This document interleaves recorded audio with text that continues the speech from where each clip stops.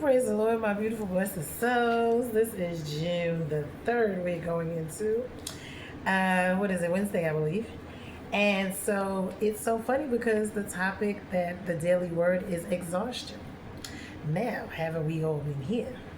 So now I'm going to go through it and we're going to look at it because it actually ties into a lot of what's going on in this word. I'm telling you people, I do not do this on purpose. I don't. It's not me. It's the Lord doing what He's doing, and it is what it is. He let me see like He let you see. Okay. So it says, exhaustion. Am I disappointing God by my tiredness? And we all get tired. God made you a flesh and blood human being. He lived in a human body, so He understands what it means to be tired. When you are exhausted, God cares for you like a tender parent who carries a sleeping child to bed. Your weariness can make you more aware of God's faithfulness. Take the rest you need and trust Him to work through your weakness. I have been the first one to tell people I have had issues struggling with exhaustion in different areas of my life, but we're going to get into it because it will make you do things, decisions, all this other stuff that you would not normally do, because it will make you fatigued. We're going to get into it. Now, in John 4:6, it says, Jacob's well was there, and Jesus, tired from the long walk, sat wearily beside the well about noontime. Then it says in 2 Corinthians 5:2, we grow weary in our present bodies, and we long for the day when we will put on our heavenly bodies. That's in 2 Corinthians 5:2. 2 Corinthians 12:9, my gracious favor is all you need. My power works best in your weakness. We have to remind ourselves of this. In Matthew 11:28, Jesus said, come to me of all you who are weary and carrying heavy burdens, and I will give you rest. So I'm going to show you this because I want you to see it. That was today's word. And we're going to look at it because I think this has a lot to do with this story we're about to see in Judges chapter 11. We're going to see, it might be lengthy, y'all. I'm sorry. I don't want it to be, but sometimes it has to be because of what the message is about. So we're going to get into it. I'm going to read it and then we're going to get into it. Now, Jephthah, the Gileadite, was a mighty warrior, but he was the son of a prostitute. Who say that? Gilead was the father of Jephthah, and Gilead's wife also bore him sons. And when his wife's sons grew up, they drove Jephthah out and said to him, you shall not have an inheritance in our father's house, for you are the son of another woman. See how things happen now. Then Jephthah fled from his brothers and lived in the land of Tob. And worthless fellows collected around Jephthah and went out with him. So he was a part of a little bad crew, you know. After a time, the Ammonites made war against Israel. And when the Ammonites made war against Israel, the elders of Gilead went to bring Jephthah from the land of Tob. How convenient. Folks only want to be bothered when it's convenient for them. When other than that, they disregard. We're going to look at all this. And they said to Jephthah, come and be our leader, that we may fight against the Ammonites. But Jephthah said to the elders of Gilead, did you not hate me and drive me out of my father's house? See? Now, why have you come to me now when you are in distress? This is how people will do you. People, places, and things. Pay attention. And the elders of Gilead said to Jephthah, that is why we have turned to you now. Exactly, because now it's convenient. We need you to come and do what we need you to do. All this other time, there was no need for you. We didn't care. This is a problem. That you may go with us and fight against the Ammonites and be a head over our inhabitants of Gilead. So now y'all want to, right. Jephthah said to the elders of Gilead, if you bring me home again to fight against the Ammonites, and the Lord gives them over to me, I will be ahead. See, people will use your anointing, use your favor with God to their advantage. This is why God removes us from people, places, and things.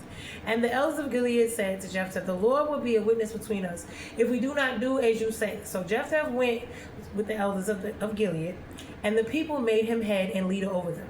And Jephthah spoke all of his words before the Lord at Mizpah. Then Jephthah sent messengers to the king of the Ammonites and said, what do you have against me, that you have come to me to fight against my land? Now the king of the Ammonites answered the messenger of Jephthah, because Israel, on coming up from Egypt, took away my land from Arnon to Jabbok and to the Jordan. Now therefore restore it peaceably. Now remember, this was back when Moses Now we're going to get into the real story, and we got to be paying attention, because people will lie or tell their truth, which is not the whole truth, which is only truth and lies. Jephthah said again, sent the messenger to the king of the Ammonites. He said to them, thus says Jephthah, Israel did not take away the land of Moab. They did not tell the whole story. That's part of it. Or the land of the Ammonites. But when they came up from Egypt, right, this is what really happened. Israel went through the wilderness to the Red Sea and came to Kadesh. Israel then sent messengers to the king of Edom, saying, please let us pass through your land. Remember the Edomites, the one in the Caucasoid Mountains, those are whose children? Esau's, the one God says he what? Hated. Right. Please let us pass through your land. But the king of Edom would not listen. And they sent also to the king of Moab. But he went and would not consent either. So Israel remained in Kadesh. Remember, this is during Moses' time. Then they journeyed through the wilderness and went around the land, remember, of Edom, and the land of Moab, and arrived at the east side of the land of Moab, and camped at the other side of Arnon. But they did not enter the territory of Moab, for the Arnon was the boundary of Moab. Israel then sent messengers to Sihon, the king of the Amorites, remember, king of Heshbon. And Israel said to him, please let us pass through your land. They just wanted to pass through. But Sihon did not trust Israel to pass through for no reason at all, his territory. So what he did, Sihon gathered all his people together and encamped at Jahaz and fought against them. Remember this. And the Lord, the God of Israel, gave Sihon and all the people in the land unto Israel. Why? And they defeated them. Why? Because there was no reason for a fight. So Israel took possession of all the land of the Amorites who inhabited that country, and they took possession of the territory of the Amorites. Remember that. From Arnon up to Jabbok, they dispossessed the Amorites before his people, Israel. And they said, are you to take possession of them? Will you not possess what Chemosh, your God, gives to possess? Right? Because they worship their own God. And so he's letting them know, the Lord our God gave us this land. And all that the Lord God dispossessed before us, we will possess. Now, are you any better than Balak, the son of Zippor, king of Moab? Did he ever contend against Israel? Or did he ever go to war with them? Right. While Israel lived in Heshbon, and all its villages, and Aroer, and its villages, and in all the cities that are on the banks of Arnon, 300 years. Why did you not deliver them within that time? Question. See, people, you don't want to go, but now you all of a sudden, I therefore have not sinned against you, meaning didn't know anything to you, and do you no wrong? Harm by making war on me. Exactly. What's the reason? This is what happened. People will make war on you, and they will put it on you. It is you, and tell the lie or distort the lie. This is what happened. This is why you could tell when the enemy is involved. The Lord, the judge, and God will allow it for a time and decide this day between the people of Israel and the people of Ammon. But the king of the Ammonites did not listen to the words of Jephthah that he sent to him. Same as the other ones. This is what they do. Because they're pride and ego. They want to do what they want to do. It doesn't matter. And this is how some people, places, and things are. They're going to see you do whatever they want, regardless whether you did nothing to them or not. They will have a problem. And this is the problem. But then when something doesn't go their way, it's then your fault. It is not your fault. If you came, you tried to, mediate, it didn't work, they didn't agree, they didn't want to work with you. You can't force people. And then when you move on and then something goes left and they don't get their way and they get defeated in some kind of way and you get the upper hand or your life is better, it's a problem. No, that's their issue. Then the Spirit of the Lord was upon Jephthah, and he passed through Gilead and Manasseh and passed to Mizpah, to Gilead. And from Mizpah of Gilead, he passed on to the Ammonites. And Jephthah made a vow to the Lord and said, if you will give me the Ammonites into my hand, then whatever comes out of the doors of my house to meet me when I return in peace from the Ammonite shall be the Lord's, and I will offer it up to you for a burnt offering. Now we got to be careful with the vows we make, and we're going to see this in a little bit. And it's going to be a reason why. These altars, covenants, contracts, vows are important. So we do not say them, we do not speak them, we do not unless we mean them, because God will hold you. So, and if you do it or if you don't, it will be a blessing or curse in your own mouth, allowed you to lie and cause yourself to be sinning in a curse because you said you were going to do something you didn't. So Jephthah crossed over to the Ammonites to fight against them, and the Lord gave them into his hand, and he struck them over Aroer to the neighborhood of Minnith, 20 cities, as far as Abel Keramim, with a great blow. So the Ammonites were subdued before the people of Israel. Now, then Jephthah came to his home at Mizpah, and behold, the first thing came out was his daughter to meet him. Remember the vow. So now with tamarines and dances. So she was his only child. Besides her, he had neither son nor daughter, his only child. As soon as he saw her, he tore his clothes and said, "Alas, my daughter, you have brought me very low, and you have become the cause of great trouble to me. For I have opened my mouth to the Lord, and I cannot take back my vow." And he said to him, "My father, you have opened your mouth to the Lord to do according to what has gone out of your mouth. Now the Lord God has avenged you on your enemies." This is what she said, "on the Ammonites." So she said to her father, "Let this thing be done for me. Leave me alone for 2 months, that I may go up and down the mountains and weep for my virginity and for my companions." So he said, "Go." Then he sent her away for 2 months. And she departed, and she and her companions, and wept for her virginity on the mountains. And at the end of the 2 months, she returned to her father, and he did with her according to his vow that he had made. She had never known a man, and it became custom in Israel that the daughters of Israel went year by year to lament the daughter of Jephthah, the Gileadite, for 4 days in the year. Now, that is a very important thing because he had to sacrifice her. Now, we don't know exactly how the sacrifice was. We're going to look into that because I wanted to know more about that. But what we're going to do is the beginning of the story is the most complex. Why? Because depending on how it interprets the characters, we will be considered powerful warrior or leader gangsters. Now, like we said, he seems to have trusted in the Lord, but also made senseless vows. He rescued Israel from oppression, but he engaged in civil war against other Israelites. Now, Jephthah is the oldest son of the prostitute. Remember that, a man named Gilead. His father bears the same name as the region in which they live. Now, Gilead's sons, by his legitimate wife, are the ones that drive him away from their home when they were grown. So the goal is to keep him from sharing in their father's inheritance. Sad. Jephthah flees from Gilead to a land called Tob, where he gains his own reputation as a warrior. So this is why they wanted him to come back. See, this comes as a leader of what appears to be a group of bandits. So this is why they said these type of people, so it must have was like some type of gang, they was, wild, or they was doing them, So they, were the hands of the battlefield or whatever. So this is now why these people want them, because people will only want you so much and want to be bothered with you as much as they can use and or get from you. Other than that, they don't care what you have going on. They only want you use an outcast, use a nothing and a nobody, as long as they don't need you. But the moment they need you, then you become valuable, and this is a problem. We got to stop this. So now, meanwhile, the Ammonites have been oppressing Israel for many years, right? So they now stage another offensive against the region of Gilead.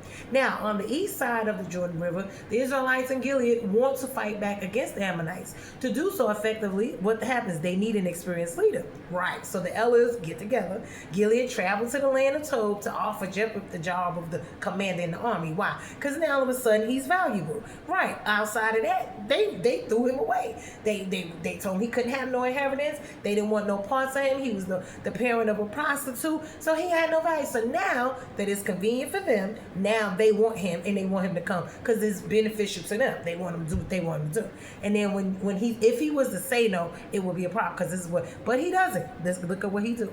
Jephthah objects, blaming the leaders of Gilead for being complacent. Exactly why his brothers drove him away. They insist that they want him back to help fight against the Ammonites. Now, the elders agreed to make him head over all the people. Why? Because he was outcast before. So now he ain't getting nothing. So now he needs to get something out the deal too, including themselves. So if he will lead them, Jephthah agrees and returns the elders to Mizpah, where he takes the oath and becomes the functional leader of the region. Now the Ammonites are massed not far away from Mizpah. So before engaging in battle, Jephthah attempts to negotiate with them. See, a negotiation is always something that people do not. And then once you try to deal with them and they don't, then it becomes a problem. So he asks the Ammonite king, why is he attacking their land? The king replies that Israel wrongfully took the land from Gilead from them, his ancestors, during the time of Moses. Jephthah responds, because that was the half-truth. That's not exactly what happened. And when folks leave all of the story out, it becomes a problem. My truth, your truth, no. Tell the truth. Jephthah responds with the long message of his own.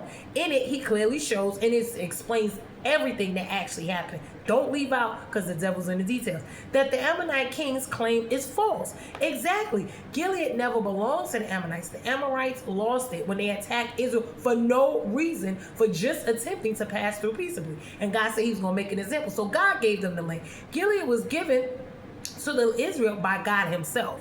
So, and for the 300 years, Ammon has made no claim to it. So why all of a sudden? So Jephthah's message concludes by insisting that the Israelites has never harmed the Ammonites. He firmly asked the king of Ammon not to sin against Israel by making an unjust war. Right, you want to go to war for no reason. You know, like I know what really happened. So why are we here? The king refuses to listen to these arguments, most likely pride and ego. His early excuse was just that a casual lie meant to justify his aggression. Right, this is what people would do. They will lie and then justify themselves, pride and ego, in the lie that they will put out. So now, for the first time in this passage, the Lord's Spirit comes on Jephthah. He successfully recruits the fighters from Gilead. So God's backing him, and they know that. And this is why they want to all of a sudden, because they know God is with him. And the larger territory of the tribe of Manasseh, so they want to use him for when they get ready. He then prepares to attack the Ammonites from the Israel's base at Mizpah. Now, before the battle, however, Jephthah makes a tragically misguided vow. He should never have done this. Why? He was already, and this is what will happen if you get too out there.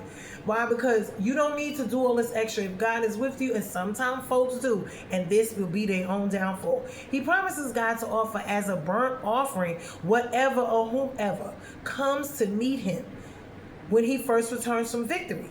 So whoever comes out of the house first. So the wording of his vow and Jephthah's intent are among the most debated words in the entire Bible. He meant well, but it didn't turn out right for him. Jephthah attacks and utterly defeats Ammonites, completely turning back Israel's enemy from being any further immediate threat. So now, in the victory, Jephthah arrives home safely to Mizpah following the victory over Ammon. And the first person to come meet him is his one and only daughter. So now, his only child comes out of his house to greet him. He promised whatever came out of that house to greet him first, he was going to make it a sacrifice. Should never have done that. So now he has to sacrifice his daughter. So she comes out to greet him with tambourines and she dances. She's excited to see her father. Jephthah remembers his vow. So now he's in tears, clothes in grief, telling his daughter about what he had promised the Lord. Now, depending on what his intentions were, he was either obligated to offer her as a human sacrifice, Deuteronomy 12:31, 18-10, or devote the rest of her life to the service of God. For her part, the daughter agrees. She says that the vow must be kept. Whew, that was, honey, she says Jephthah must do to her as he vowed since the Lord gave him the victory. Judges, honey, we gonna get into that too, because that takes a lot. What the daughter requests from Jephthah is among the reasons some interpreters believe she became a religious devotee rather than a sacrifice. He primarily regret is that she will never have children, nor will she ever marry, but she will not die. Rather that the act immediately, Jephthah agrees to daughter's request, 2 months of freedom to travel the mountains with her friends and grieve that what she would never marry or have children. So maybe it's that she will become like a nun. Just as I think Samuel was, he was given unto God by his mother. So Jephthah then carries out the vow in whatever fashion that it implies. So for years afterwards, the women of Israel would grieve for the daughter of Jephthah for 4 days every year. Now, isn't that something? So now we are going to get into this because this is a lot to cover, honey. So now this chapter gives us a history of Jephthah, another Israel judges, and a number among the worthies of the Old Testament that by faith that he did great things. Now, though he had not such an extraordinary call as the rest that was mentioned here we have the disadvantage of his origin. Now, we think about that in itself. The Gileadites' choice of him was to be commander-in-chief against the Ammonites and the terms he made with them. Why? Because his treaty with the king of Ammon about the rights of the two nations, that matter might be determined, if possible, without bloodshed. Now, his war with the Ammonites, which he enters upon with a solemn vow, prosecutes with bravery and ends with a glorious victory. The straits he was brought into is returned to his own house by the vow he had made.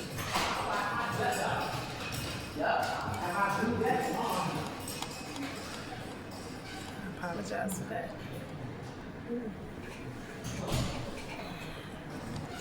So now we are going to get into this. We are going to break this all down because it is going to make, I want to know about the daughter. I want to know about, I'm digging because I want to know. I'm nosy and I want to know exactly what happened.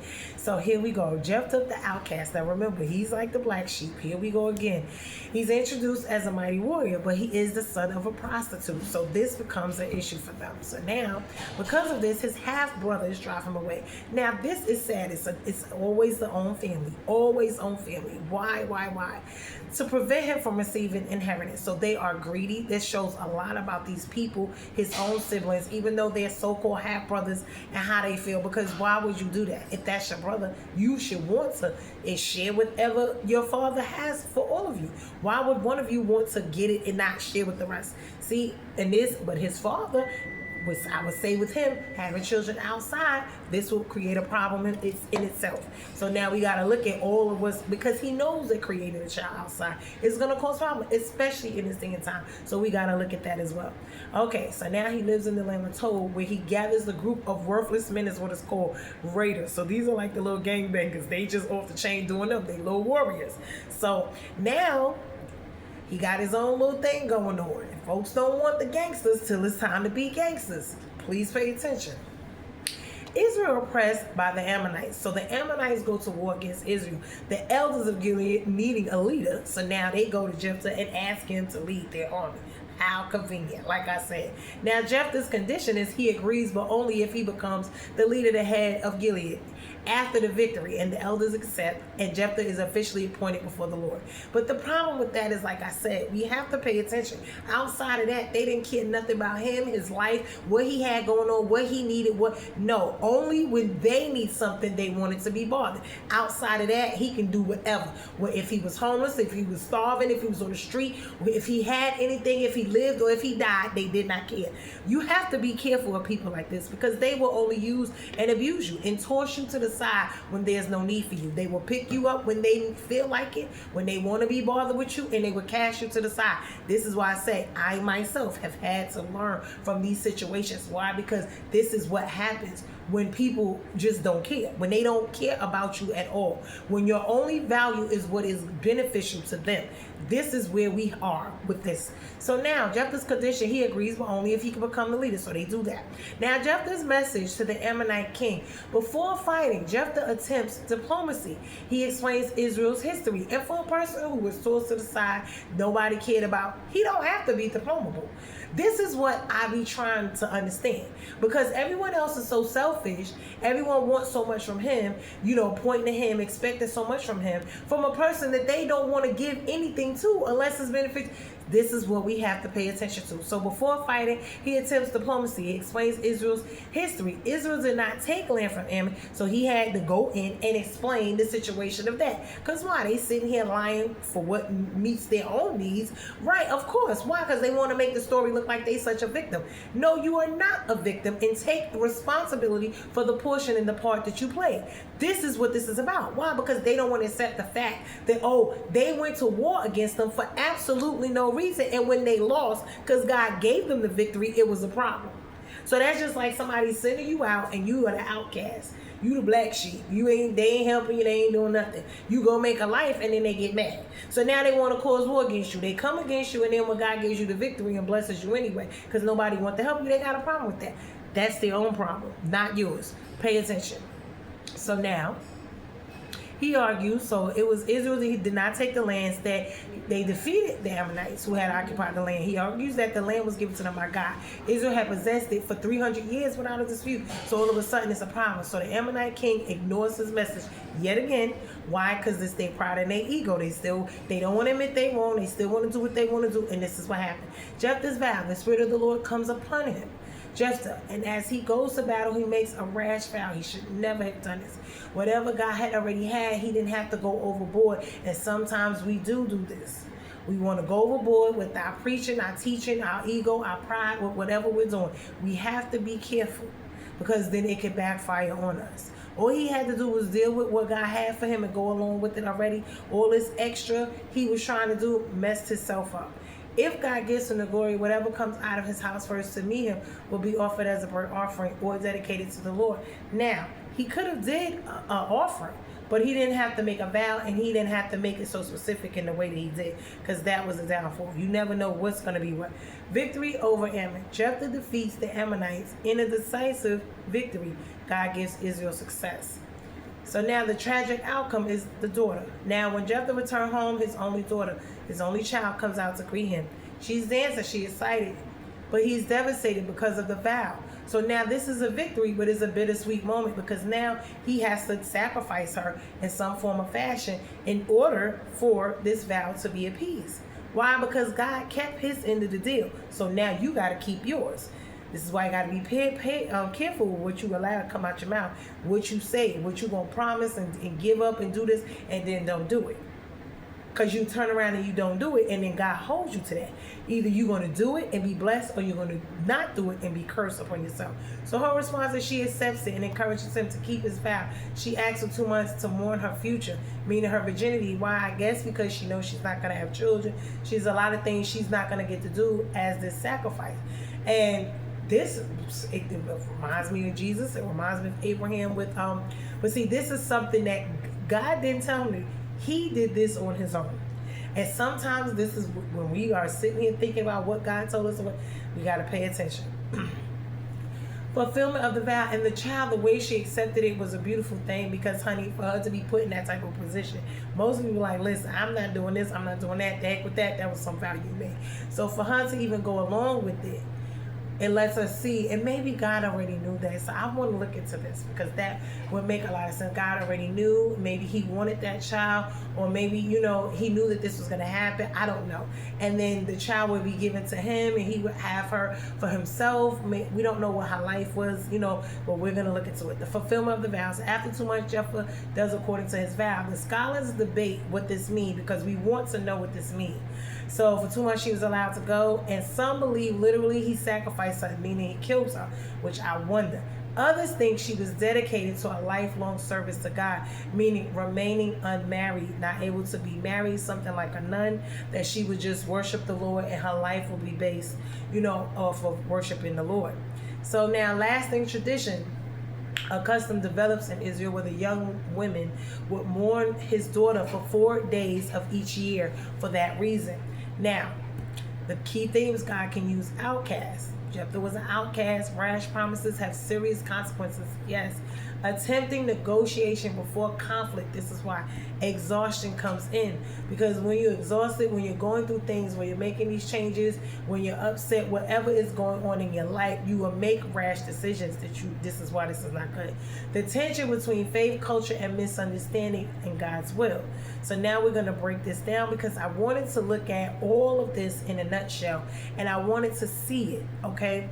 So now we're going to look at the name and places and the meanings and the significance, because names and places always have significance. Now, Jephthah means he opens, meaning or God opens. Suggests God opening doors. Ironically, Jephthah's life is marked by rejection and tragedy.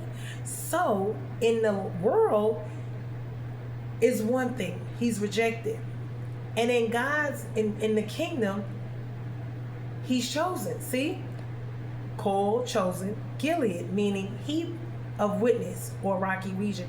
Both person, his father's line, and the region east of the Jordan. So Gilead meaning heap of witness or rocky region. And that may say a lot, because if he created this situation. So Ammonites meaning son of my people. Descendants of Lot. These are Abraham's nephews. That explains a lot too with them. Because remember, they were near Sodom and Gomorrah. Told meaning good and or pleasant. That was the place. A place of exile for Jephthah. So that was the place he went to when he was cast aside. And this is why a lot of times you can go other places and you could be, greeted better than in your own time. This is why a lot of times God moves people. I'm one of that. I know about moving and going, honey, I done lived somewhere everywhere. And I did that for a reason. I believe God allowed that to happen for me for a reason. And it was both bitter and sweet. I've lived in Atlanta, I've lived upstate New York, I've lived in Las Vegas, I've lived in South Carolina. I've lived different places. And because I've lived different places, it has allowed me to see. Now, I've never been out of the country. That is something that I do want to do. So to travel and see other places. But I've been other places. Well, I actually lived here. But it becomes a place where he gains strength. Why? Because sometimes you need to get away from people, places, things, especially the ones who are draining you. And I think that's one of the reasons why I always lived away from everybody, my family and friends mostly, because I felt like, the drainage, and I felt like not the rejection. I felt like, just being there when it's needed or convenient for them. And that's why I always was somewhere else, because to be valued by other people, to have support and different things, was what, because usually that's what happened. God would send other people that I didn't know to help me, you know what I'm saying, or to be there for me, in certain areas. So places, like I said, God has always got a rim in the bush. So places, Gilead's region, it's Gilead meaning the region, fertile hill country east of the Jordan, Mizpah meaning watchtower, a gathering place for Israel's leaders, Arnon River, boundary between Moab and the Amorites. Jabbok is a river, it's a boundary of Israel's territory. So these things mean a lot. Mizpah is a watchtower, okay. So, and then Heshbon is an Amorite capital city. So remember those, because those are all in this story. And those places mean things. People, places, and things, the meaning of their name. So you understand the story better. Mizpah was a watchtower. He was living there. So that meant a lot, with his name and all of that. So when you put it together, it makes a lot of sense. Opposers of God in Israel, the main enemy of the Ammonites, descendants of Lot through his younger daughter. Now remember, Lot had some stuff with his daughters too. I think they ended up having sex with him and having children by him. I'm not quite sure. Frequent enemies of Israel. Why they oppose Israel? They claim Israel stole their land, power struggle, and territorial conflict. Spiritual conflict, different gods, and values. And this is another thing. Because when you have different gods, when you worship different things, it's going to be conflict. And when your values are different, whatever people value, some people will value you, some people will not.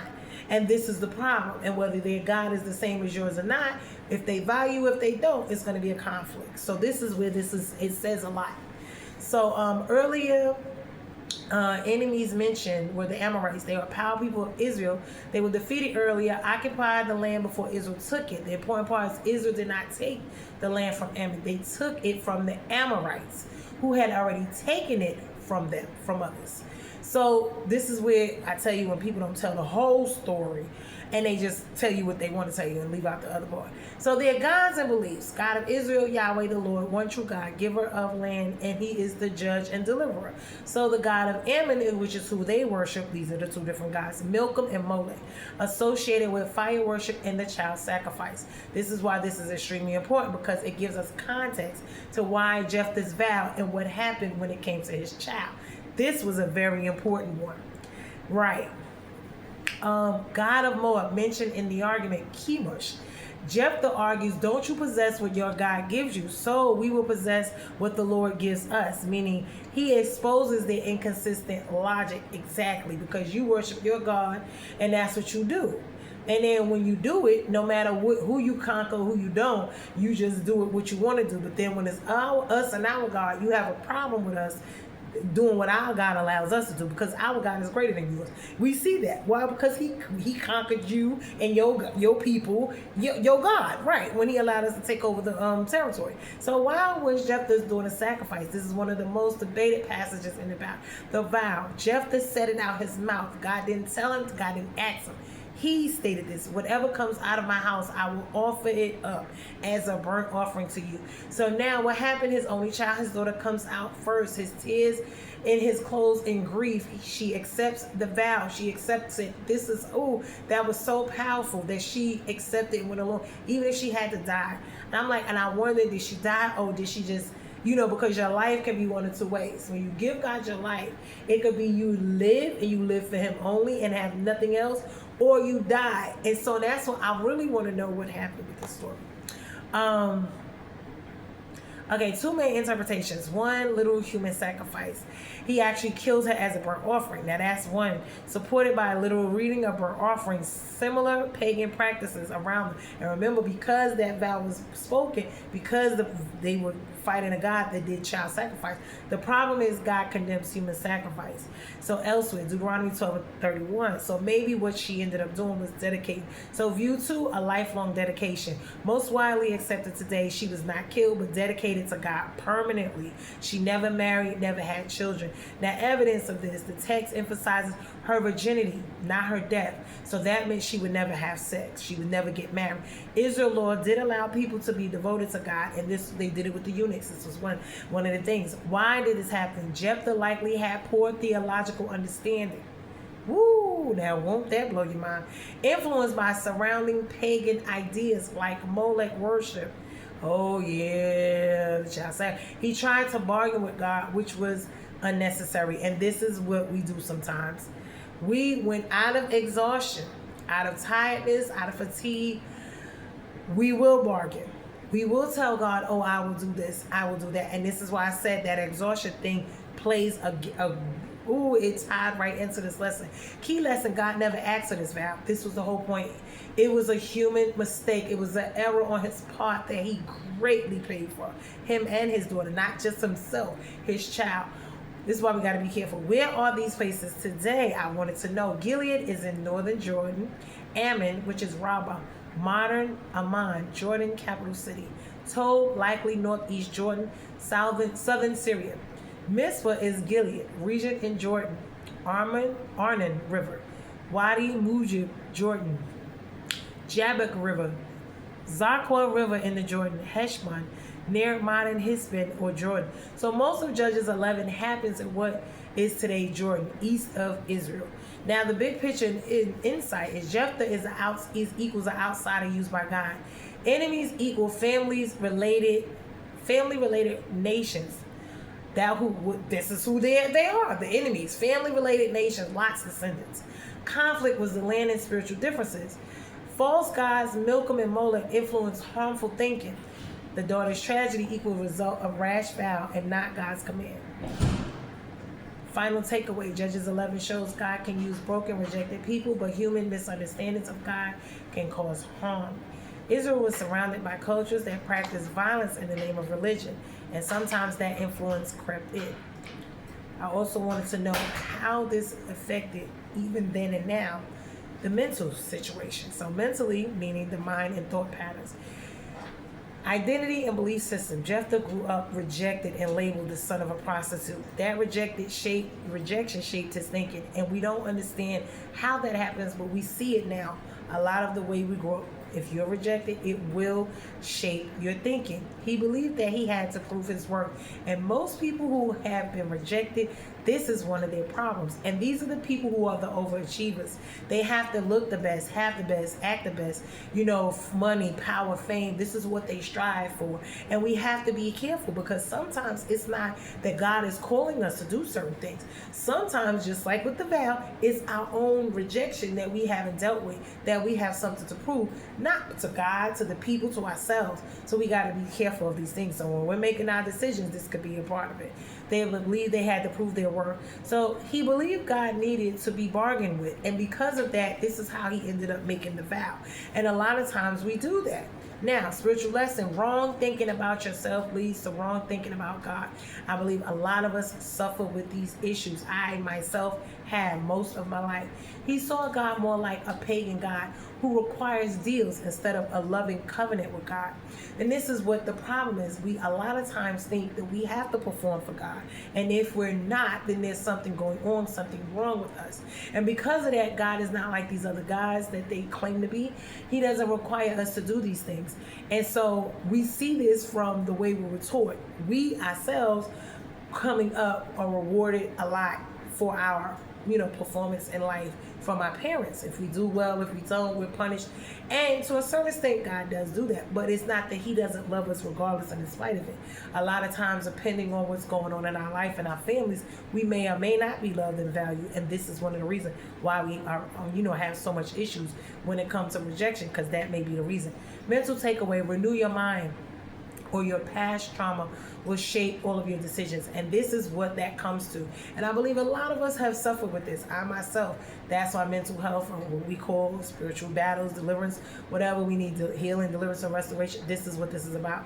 Don't make permanent decisions based on wounded thinking. Why? Because these things change. Emotional, meaning heart, pain, relationships. Jephthah's emotional wounds.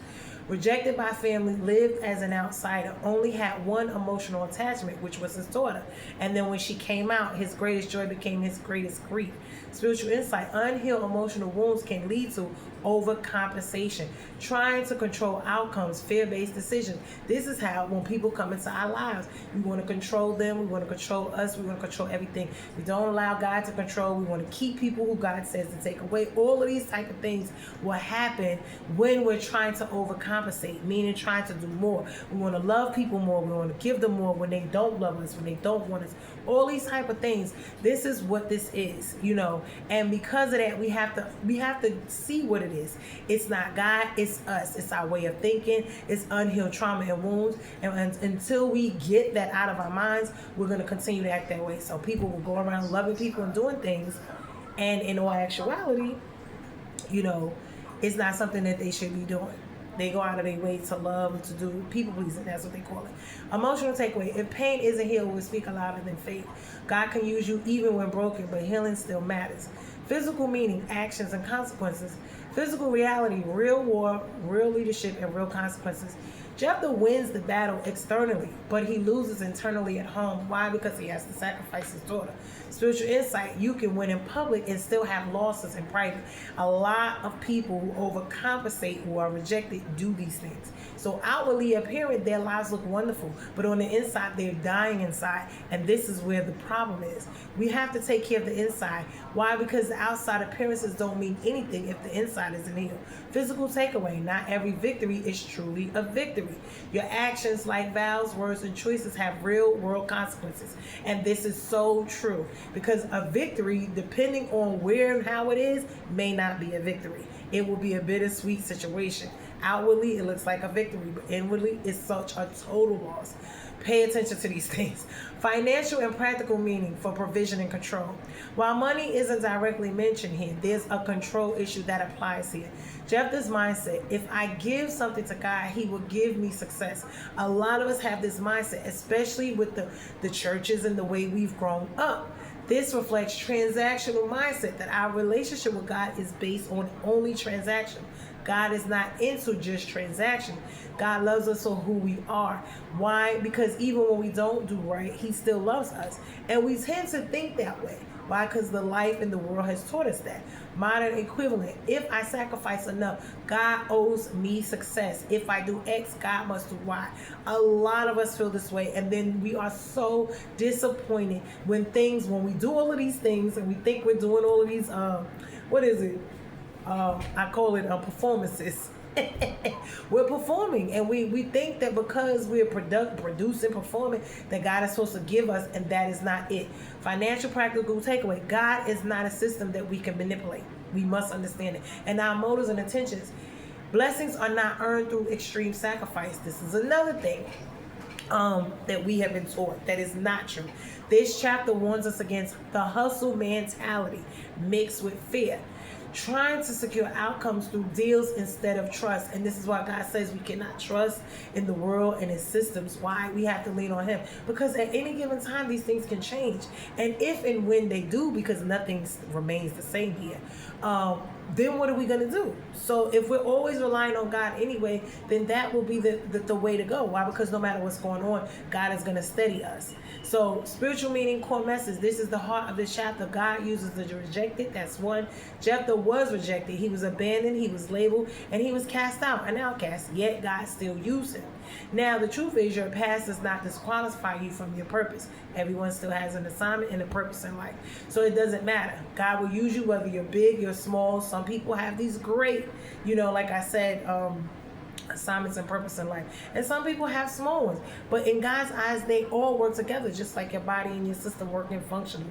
Why? Because each part, no matter how big or small, it can't function without each other. They all need each other, no matter how big and small, to function. But wrong views of God are dangerous, and we're going to look at this. Jephthah acts like God is harsh, demanding sacrifice like pagan gods. And we are looking at a world in a time frame where this is what we are taught. He mirrors the surrounding cultures of Molech worship. The truth is, not knowing God correctly can lead to harm, even in his name. And I myself has been suffering and struggling with this.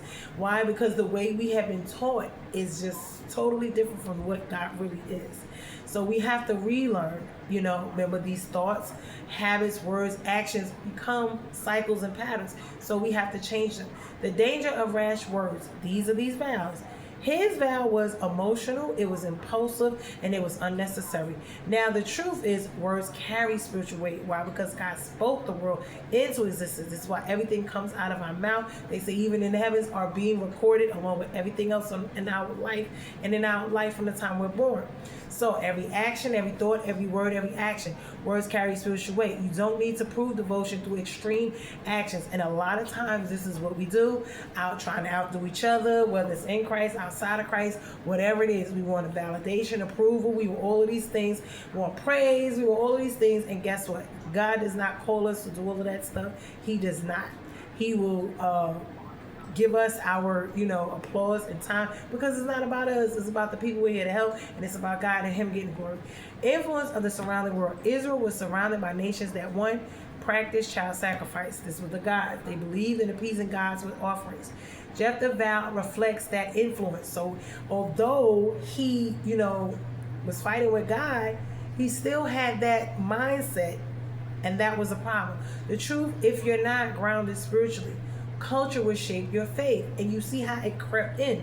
Whether he realized it or not, the way he was thinking was still rejection, was still performance-based, all of these things, and that's what allowed him to make that vow. Now, the daughter's role, she represents innocent affected by someone else's decisions. Now, this is something we all have to gravitate and look at, because ourselves, along with our children, when we make decisions, we really don't understand our thoughts, words, and actions.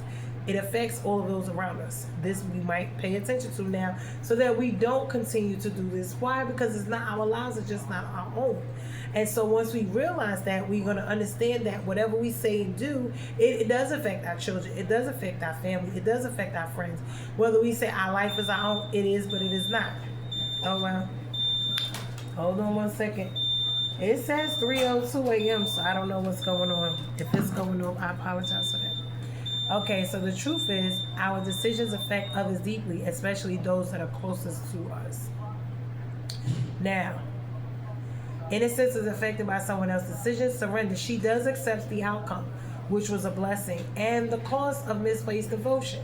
So even though he made a mistake, she went along with it. And see, sometimes our mistakes will affect our children, our spouses, whatever. It does do that. So when we fall short, and it's not just us, that when it falls, the decisions we make fall on not just us, and we along with our children have to reap the benefits of, or the doubt, the curse or the blessing of it, the consequences of it. It becomes an issue. We have to pay attention.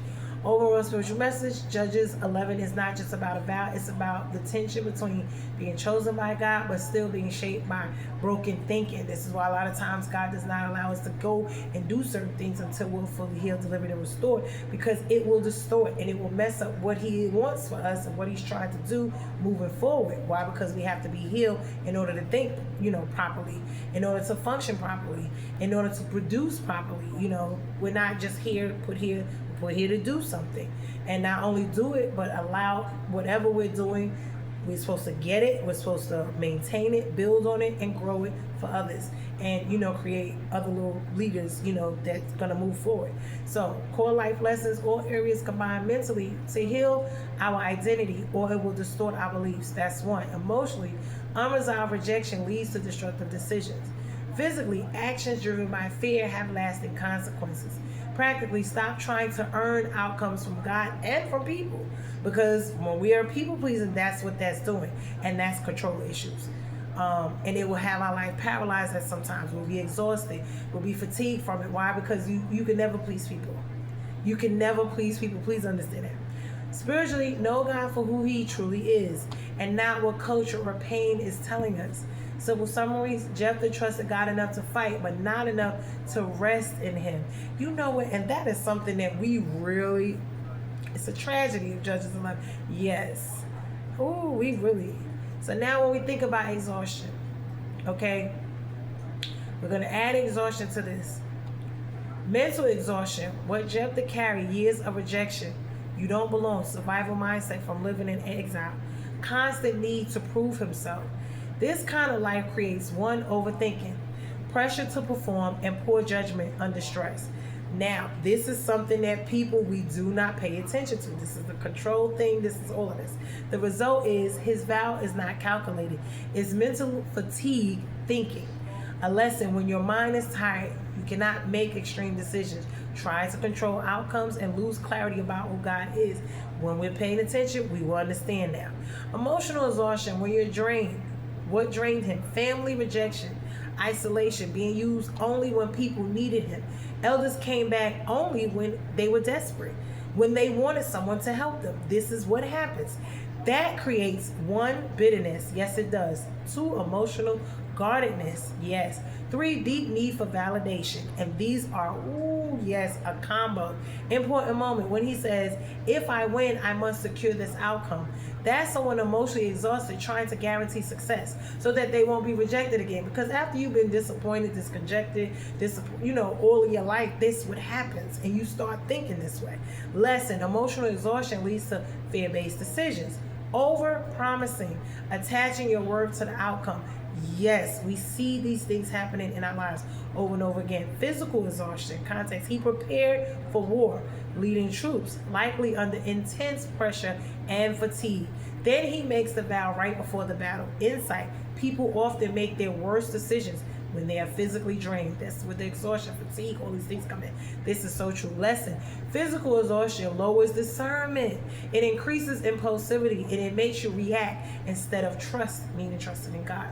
4, life resource, meaning exhaustion, control, and scarcity.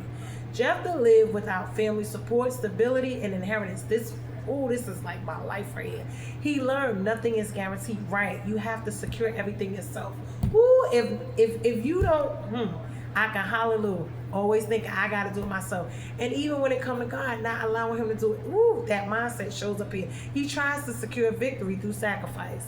Lessons: when you're depleted in life, money, security, and stability, you may try to force outcomes. Yes. You may think everything depends on you. Yes.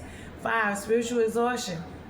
This is the deepest layer. Key insight: the Spirit of the Lord was already on him before the vow, meaning God already gave him the victory, but no vow was needed. So he didn't realize that he in himself always got to overcompensate because he's always been rejected, feeling like he got to do them extra. This is what it is. So he put his foot in his own mouth. This is self-sabotage by far, but not even realizing it. So why did he make it?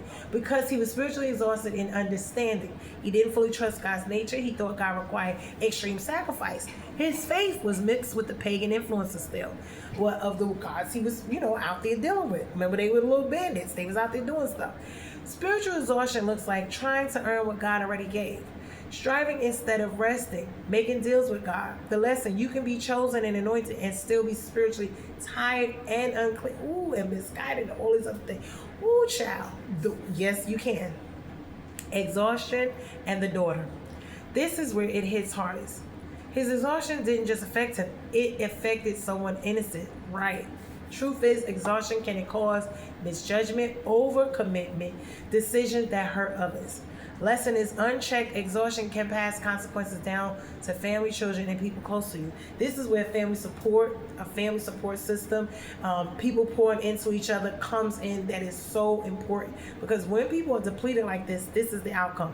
Full combined message: Jephthah wasn't just rash, he was exhausted on every level. And that exhaustion led him to misunderstand God, to overextend himself, to make unnecessary promises, and to create avoidable pain. What Judges 11 teaches us about exhaustion: mentally, rest your mind, or you create problems trying to solve problems. Exactly, that's the overthinking. Emotionally, heal your wounds, or you'll make decisions from them. Not good. Physically, don't make major decisions when you are drained. Practically, scarcity thinking will push you to control everything. Yes, it does. Spiritually, God does not require you to sacrifice out of fear. He invites you to trust from rest. Final insight: Jephthah fought the right battle externally, but internally he was too exhausted to rest in God's grace. And this is the difference in grace and mercy. Oh, that we have that follows us each and every day. This message was so important in my life. I don't know if it helped you guys, but it led me to see a lot of things within my own life right now. So it really was a blessing. And why, things happen the way they are. Sometimes we'll trust the wrong people, overthinking, or we'll question things, question ourselves, question God, whatever it is going on. Why? Because when you're exhausted, confusion can creep in.